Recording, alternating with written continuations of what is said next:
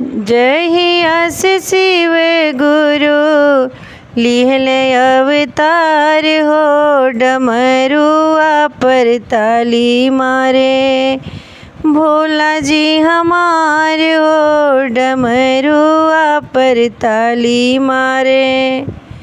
जहिया से शिव गुरु लिहले अवतार हो, डमरुआ पर ताली मारे भोला जी हमार हो, डमरुआ पर ताली मारे। डमरू के आवाज़ सुनी ब्रह्मा जी अइले, डमरू के आवाज़ सुनी ब्रह्मा जी अइले, ब्रह्मा जी अइले संगे विष्णु जी अइले, ब्रह्मा जी अइले संगे विष्णु जी अइले।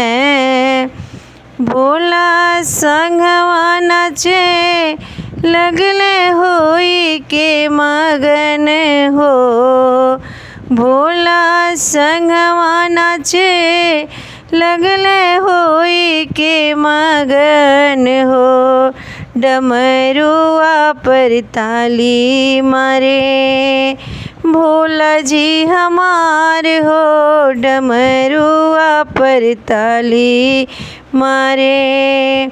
जहिया से शिव गुरु लिहले अवतार हो, डमरुआ पर ताली मारे भोला जी हमार हो, डमरुआ पर ताली मारे।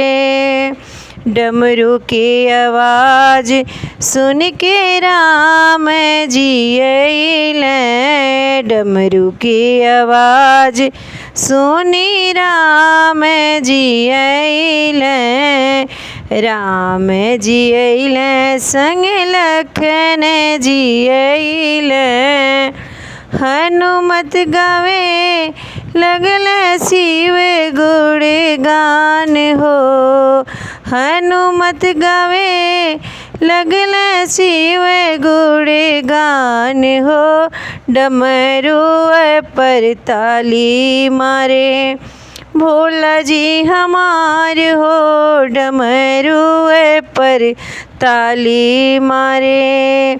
जहिया से शिव गुरु भइले अवतार हो, डमरुआ पर ताली मारे भोला जी हमार हो, डमरुआ पर ताली मारे।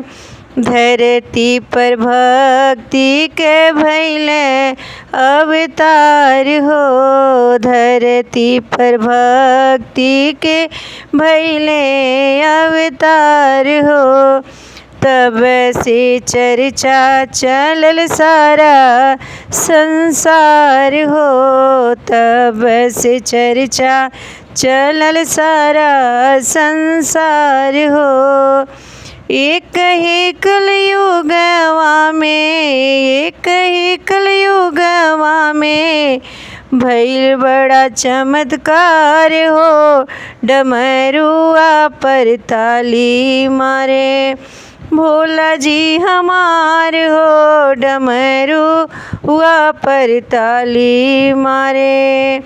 जहिया से शिव गुरु लिहले अवतार हो, डमरुआ पर ताली मारे भोला जी हमार हो, डमरुआ पर ताली मारे।